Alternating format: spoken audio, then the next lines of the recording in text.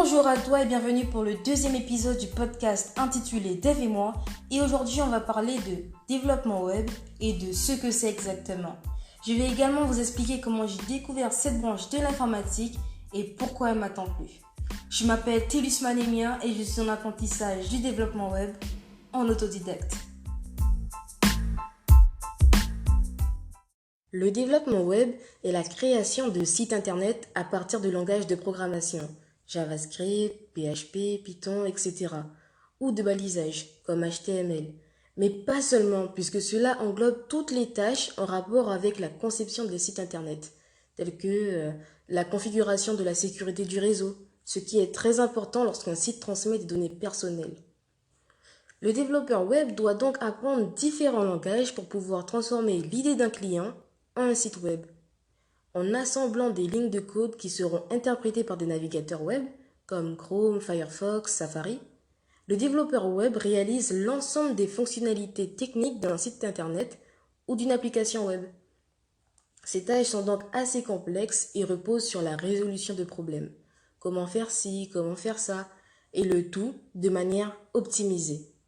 Dans le métier de développeur web, on retrouve des catégories qui permettent de distinguer les développeurs selon leur spécialité.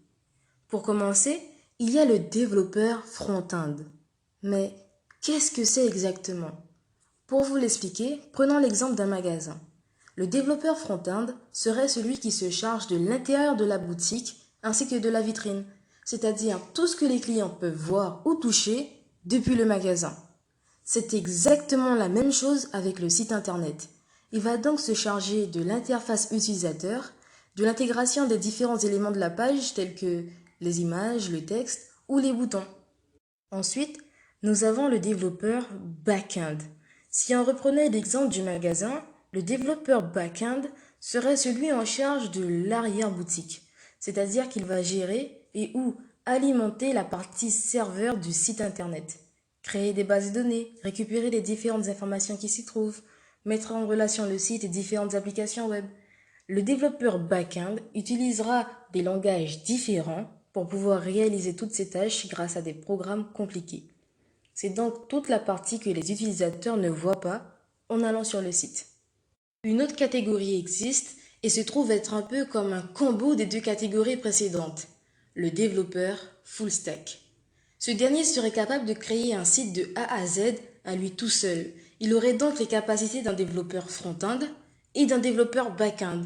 Il se considère donc comme un expert dans un très grand nombre de langages, que ce soit du côté client ou du côté serveur. C'est donc un développeur polyvalent. Il y a également une autre catégorie, mais on entend beaucoup moins parler d'elle car elle est plutôt récente. C'est le creative developer. Son objectif à lui? Créer les plus beaux sites. Il est à la fois attiré par le design et par l'intégration web. Mélangeant créativité et développement web, il va apprendre à maîtriser les propriétés CSS à la perfection et les différentes animations proposées, ainsi que toutes les technologies graphiques pour créer des sites web originaux, propres, tout en étant performants.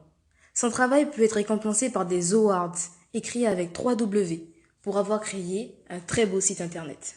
Chaque développeur a sa spécialité et donc se retrouve dans une catégorie. Mais malgré tout, en agence, ils travaillent tous ensemble, chacun sur sa spécialité. C'est selon notre personnalité et ce qui nous attire que l'on va être plus ou moins intéressé par une de ces catégories. Par exemple, lorsque j'étais enfant, j'aimais beaucoup jouer sur l'ordinateur. Mais ce que j'aimais beaucoup faire également, c'était regarder des vidéos YouTube sur comment créer un virus avec Bloc-Notes. Oui, ce genre de vidéos-là. J'étais attirée par l'informatique, mais je ne savais pas par quoi exactement. J'aimais beaucoup voir mon grand frère bidouiller dans des ordinateurs et passer des heures sur le site du zéro. Ça m'intéressait et je disais même tout le temps à mon professeur d'informatique que j'avais en CM2 que je voulais devenir informaticienne. Mais arrivé au collège, j'ai remarqué que l'informatique était un milieu très vaste et que le métier d'informaticien décrit par le site de l'ONICEP ne correspondait pas du tout à ce qui m'intéressait. J'ai donc continué mes recherches et j'ai découvert le métier de web designer. Ça m'a intéressé car ça collait avec un de mes traits de personnalité qui est la créativité. Mais ça m'éloignerait également de l'informatique à proprement parler puisque je n'aurais pas eu à coder. Le développement web, lui, mélangeait un peu des deux choses. puisque j'étais contente de créer quelque chose de visuel à partir de lignes de code et de langage informatique, mais j'étais également très fière de pouvoir rendre un résultat beau et soigné. C'est donc en grande partie grâce à ma personnalité que j'ai été intéressée par le développement web et pas par un autre domaine tel que la sécurité informatique.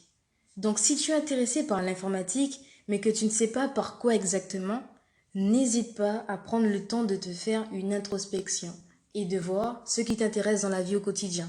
Ça pourra probablement t'orienter dans ce vaste milieu qu'est l'informatique.